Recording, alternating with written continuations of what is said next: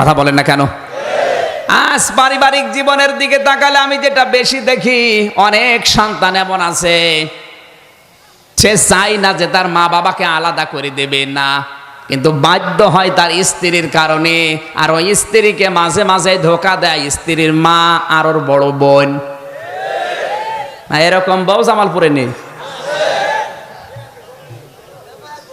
কুষ্টিয়ারে সাবেক চেয়ারম্যান আমার দাদার আগে যিনি ছিলেন, এই লোকটা গেছে খুলনায় কাজকর্ম করার পর আর বাড়ি আসতে গাড়ি পায়নি। ছেলের বাড়িতে কলিং বেল টিপ দিয়েছে। হঠাৎ ছেলে বেরিয়ে বলে, বাবা রাত 12টায় তুমি? বলে গাড়ি পেলাম না, চলে আসলাম। স্ত্রীকে বলে, তাড়াতাড়ি করো, আমার বাবা এসেছে, রান্না করে খাওয়াও। স্ত্রী বলছে, না আমি পারলাম না, কারণ আমি সে সিরিয়ালগুলো দেখতে দেখতে ক্লান্ত। এই যে স্টার জলসা, স্টার প্লাস, জি বাংলা, জি প্লাস, জি গোল্ড, সব সিরিয়াল দেখতে দেখতে আমি ক্লান্ত, আমি পারবো না, তোমার বাবা তুমি রান্না করে খাও। স্বামী চিন্তা করছে, এখন যদি মারধর করি তাহলে ছাতা আবার সকালে চলে যাবে, আবার আমার আব্বাও জেনে ফেলবে। কি করি? আস্তে করে বাবার রুমে গিয়ে বলছে, আব্বা তুমি কি খেয়ে এসেছো? ছেলের বাড়ি কেউ এত রাতে খেয়ে যায়? বলেন। লজ্জার খাতিরে বলছে, অসুবিধা নেই, আমার পেট ভরা আছে, তোরা খেয়ে ঘুমিয়ে পড়। ওদিকে ওর ক্ষুধার যন্ত্রণায় ঘুম আসে না। ছেলেটা বুঝতে পেরেছে আমার বাবা না খেয়ে আছে, কিন্তু কি করি, বউ তো কথা শোনে না, ডিজিটাল বউ। হঠাৎ আধা ঘন্টা পরে কে যেন কলিং বেল টিপ দিয়েছে। বাইরে যেয়ে দেখে ওর ছোট শালা। ডাক দিয়ে বলে, দোলা ভাই চলে আসলাম, গাড়ি পাইনি তাই। বলে, আসো, তোমারে দিয়ে খেলা শুরু হবে। ঘরের ভেতরে নিয়ে স্ত্রীকে বলছে, তাড়াতাড়ি ওঠো, রান্না করো। বলে, না পারবো না। পারবা না তোমার ভাই? এবার উঠেছে। রান্না বড়া করার পরে ছেলেটা ডাক দিচ্ছে, আব্বা তাড়াতাড়ি ওঠেন, আপনার বৌমা রান্না করছে, খেয়ে নেন। বাবা কিন্তু জানে যে রান্না কার জন্যে। এক কথা বলে না কেন? ঘরের ভেতর থেকে আওয়াজ দিচ্ছে, আমার খাওয়া লাগবে না, তোরা খেয়ে ঘুমিয়ে পড়। সকালবেলা বাবা কিচ্ছু না বলে আস্তে করে ব্যাগটা নিয়ে বের হয়ে চলে যাচ্ছে। সন্তান সামনে দাঁড়িয়ে বলছে, আব্বা তুমি চলে যাও মানে তোমার বৌমা রান্না করছে, খেয়ে যাবা না? বাবা চোখের পানি ফেলে দিয়ে বলে, সন্তান আমি যেদিন তোর শালা হব ওই দিন খেয়ে যাব। এটা কি হাসির খোরাকে দিলাম? আরে ভাই, শুধু এই চেয়ারম্যান না, এখানে হাজারো মুরব্বী বসে আছে যারা তার পুত্রবধূর কাছে আর ছেলের কাছে এরকমই। আমি যতটুকু খোঁজ খবর জানি, কারো যদি 5টা ছেলে থাকে, আমার মনে হয় ওই মুরব্বী শেষ বয়সে এসে না খেয়ে মরে যায়। বড় বেটার বউ বলে, আমার না সেজোটা আছে, ও বলে মেজোটা, ও বলে নোয়াটা, ও বলে ছোটটা, ও মুরব্বী শেষে এক মুঠ ভাতও পায় না, না খেয়ে থাকে। এক কথা বলেন। অথচ 5টা সন্তানকে মানুষ করতে গিয়ে লোকটা ভালো মতো কোনোদিন খেতেও পারেনি। এই জন্য পুত্রবধূ মেয়েরা এসেছে। আর শ্বশুর শাশুড়ি যদি একটু ভুল করে, স্বামীর কানে কানে তুলে দেয়, বলে তোমার মা ভালো না, বাবা ভালো না। এখানে যারা আমরা সন্তান আছি, কান খাড়া করে মেলাবেন। এই পৃথিবীতে কেউ আপনাকে নিঃস্বার্থভাবে ভালোবাসা দিতে পারবে না। যারাই ভালোবাসবে বুঝবেন ওর পেছনে স্বার্থ আছে। আমি নিজে পরীক্ষিত, আমার শ্বশুর শাশুড়ি আমাকে ভালোবাসে, কিন্তু যতটুকু ভালোবাসে তার চাইতে খোঁটা দেয় বেশি। আমার বউ আমাকে ভালোবাসে, কিন্তু যতটুকু ভালোবাসে একটু যদি জিনিস কম হয় আমার 12টা বাজাবে। কিন্তু 2-3 মাস পরে আমার বাড়িতে আমি যাই, মায়ের জন্য যদি কিছু কিনে নিয়ে যায়, আগে আমারে গরম দেয়, কেন টাকা খরচ করলি? আর শ্বশুর শাশুড়ির বাড়িতে যদি যায়, আগে হাতের দিকে তাকায়। আপনি ঠিক বললেও ঠিক, না বললেও ঠিক। কারণ পৃথিবীতে আমি যতগুলো রাষ্ট্রে ঘুরলাম, কোন জায়গায় আমি পাইনি যে নিঃস্বার্থভাবে মানুষ ভালোবাসা দেয়। যারাই ভালোবাসে ওর পেছনে স্বার্থ আছে। কিন্তু শুধু মা আর বাবা, এই 2 জনের ভালোবাসায় কোনো স্বার্থ আমি পাইনি। এই জন্য কোরআনে কারিমে আল্লাহ যত জায়গায় মা আর বাবার নাম দিয়েছে, তত জায়গায় ব্যাখ্যা দিয়েছে। সূরা বাকারায়, সূরা বনী ইসরাইলে, সূরা আহকাফে, যত জায়গায় আমি পেয়েছি মা বাবার নাম, তত জায়গায় পেয়েছি ব্যাখ্যা। আল্লাহ কি পাগল হয়ে গেছে? এত ব্যাখ্যা দিচ্ছে কেন? কারণ আল্লাহ জানে যে আমার পরে সব চাইতে বেশি এই লোকটার পেছনে শ্রম দিয়েছে ওর মা আর বাবা। কথা বলেন না কেন? বিশ্ববিদ্যালয়ে আমার এক বন্ধু কাঁদছিল, বললাম কি হয়েছে? বলে বিয়ে করার পরে আমার মায়ের সাথে বউর গন্ডগোল। বউ আমারে বলছে দেখো তোমার মা ভালো না, আলাদা হয়ে যাও। স্ত্রীর চেহারা খুব সুন্দর ছিল, শেষ পর্যন্ত মায়ের সাথে আবার নতুন করে ঝগড়া তৈরি করে আলাদা হয়ে গেলাম।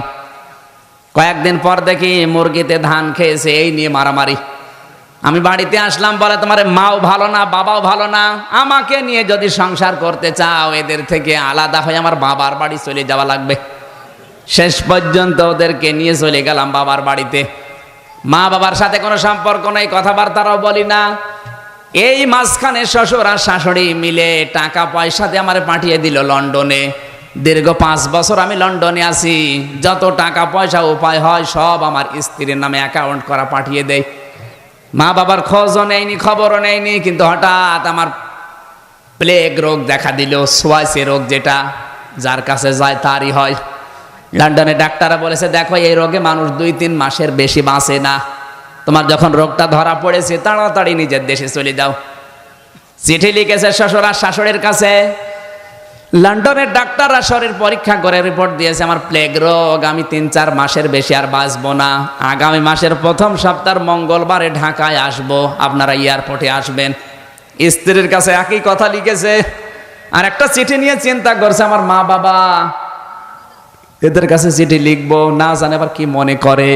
যাই মনে করে করুক, আমি তো তাদেরই সন্তান। চিঠি লিখেছে মার বাবা, দীর্ঘ 5 বছর তোমাদের খোঁজ খবর নেইনি, এ চিঠি পেলে না জানি কি মনে করো। আগামী মাসের প্রথম সপ্তাহের মঙ্গলবারে ঢাকায় আসবো, এয়ারপোর্টে আসবেন। শরীর খারাপ, মায়ের কাছেও বাবার কাছেও লিখে নাই। চিন্তা করছে দেখি চিঠির জবাব আসে কিনা। হঠাৎ করে দেখে জবাব দিয়েছে শ্বশুর আর শাশুড়ি, চিঠির জবাব দিয়েছে জামাই বাবা চলে যখন আসতেছ তোমার শাশুড়ির জন্য লাল লাল চাদর আর আমার জন্য শার্ট আর প্যান্টের পিস নিয়ে এসো। স্ত্রী জবাব দিচ্ছে বান্ধবীদের স্বামীরা আসার সময় এই এই জিনিস নিয়ে এসেছে, তোমার আমি লিস্ট করে দিলাম, আসার সময় তুমি এই এই জিনিস নিয়ে আসবা। চিন্তা করে আল্লাহ সবাই তো জিনিস চায়, আমার শরীর কেমন আছে একটা বারও জিজ্ঞাসা করে না। আমার মা বাবা তো চিঠির উত্তর দিল না, ওরা যদি চিঠি পাঠাতো তাহলে দেখতাম ওরাও কোনো জিনিস চায় কিনা। হঠাৎ পিয়ন এসে বলে চিঠি, বাইরে যে দেখে মা আর বাবা 2 জন মিলে চিঠি লিখেছে। চিন্তা করছে না এই চিঠি আমি এখনই পড়বো না। কেরোসিন তেল এনেছে, ম্যাচ নিয়ে এসেছে। যদি চিঠি খোলার পরে দেখি এখানে ওদের মতো জিনিস চাওয়া আছে, তাহলে আমি নিজের শরীরে কেরোসিন ঢেলে আগুন লাগিয়ে মারা যাবো আত্মহত্যা করে।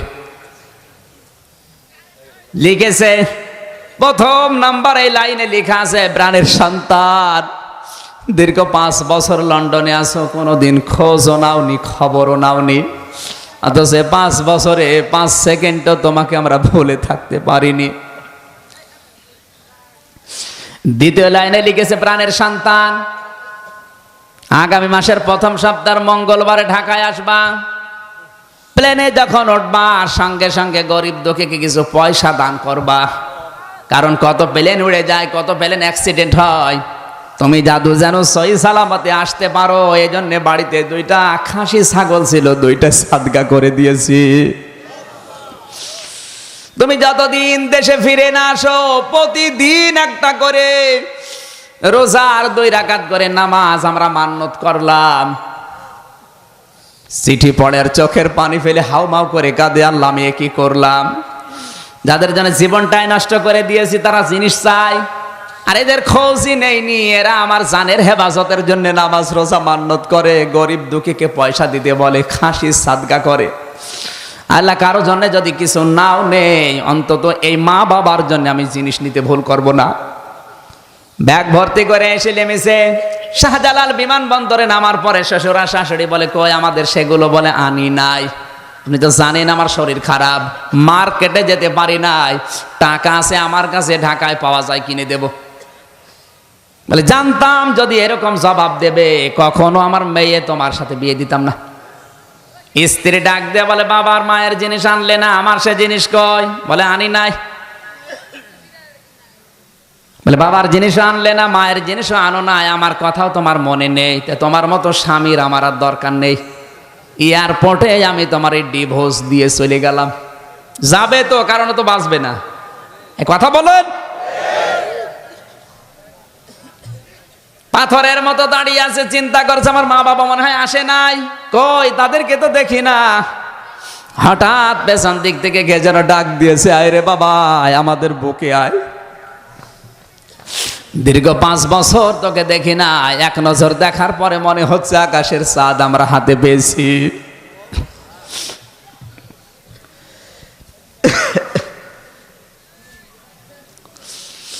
সন্তান মাকে পরীক্ষা করার জন্যে পায়ে হাত দিয়ে সালাম করতে গিয়ে বলে, মা আমি কিন্তু তোমাদের জন্য লন্ডন থেকে কিছু আনতে পারি নাই। মাথা পড়েছো করে বলে, বাবা জিনিসের কথা বলবি না, তুই জাদু যে সহি সালামতে ফিরে এসেছিস সেইটাই আমাদের জীবনের বড় জিনিস। পায়ে যখন হাত দিতে গেছে, মা বুকে জড়িয়ে নিয়ে বলে, বাবা তোর শরীর কি দুর্বল, মারাত্মক কোনো অসুখ নাকি? ছেলেটা বলে, মা তুমি তো ডাক্তার না, তুমি তো শিক্ষিতাও না, গ্রাম্য মেয়ে মানুষ, আর আমি তো চিঠির ভেতরে তোমার কাছে লিখেও নাই যে আমি অসুস্থ, তুমি কিভাবে টের পেলে? মা বলে, বাবা 10 মাস 10 দিন তোকে আমি তরমুজের মতো বহন করেছি এই পেটে, ডেলিভারির কষ্ট সহ্য করে দুনিয়ার মুখ তোকে দেখালাম, 2.5 বছর পর্যন্ত তোকে দুধ খাওয়ালাম, 2 বছর 2.5 বছর তোকে বুকের দুধগুলো খাওয়ালাম, 25-30 বছর পর্যন্ত তোর পেছনে আমি শ্রম দিয়েছি, যে বিনা স্বার্থে এতগুলো বছর তোর পেছনে আমি কাটালাম, আমি মা কি বুঝবো না তোর শরীর ভালো না খারাপ? সত্যি করে বলতো তোর কি হয়েছে? ছেলেটা হাউমাউ করে কেঁদে বলে, মা আমি আর কিচ্ছু লুকাবো না, কিচ্ছু গোপন করব না, এমন একটা অসুখ আমার শরীরে, প্লেগ রোগ, ডাক্তাররা বলেছে 3-4 মাসের বেশি আর বাঁচবো না। ও মা বাবা যা করেছি অন্তত মরণের আগে আমারে মাফ করে দাও। বন্ধু বলে, আমির হামজা আমি দেখি সঙ্গে সঙ্গে আমার মা আর বাবা দুইজনের সেজদায় পড়ে গেল এয়ারপোর্টে, ডাক দিয়ে কেঁদে বলে, আল্লাহ তুমি আমাদেরকে মেরে ফেলো, আমাদের হায়াত আমরা এই সন্তানটাকে দিয়ে দিলাম, আমার এই সন্তানটাকে দুনিয়ার কিছুদিন তুমি বাঁচিয়ে রাখো। নবীজি জানিয়েছেন, মা আর বাবা যদি মন থেকে কিছু বলে ওটা কিন্তু সঙ্গে সঙ্গে আরো সে চলে যায়। আমার আল্লাহ মা আর বাবার দোয়া কবুল করে ওই ছেলেটাকে কুদরতের দাওয়া পান করিয়ে চিরদিনের জন্য সুস্থ বানিয়ে দিয়েছেন। এই হচ্ছে মা বাবা, আর ওগুলো দুনিয়ার মানুষ। কেউ পারবে না আপনাকে নিঃস্বার্থভাবে ভালোবাসা দিতে।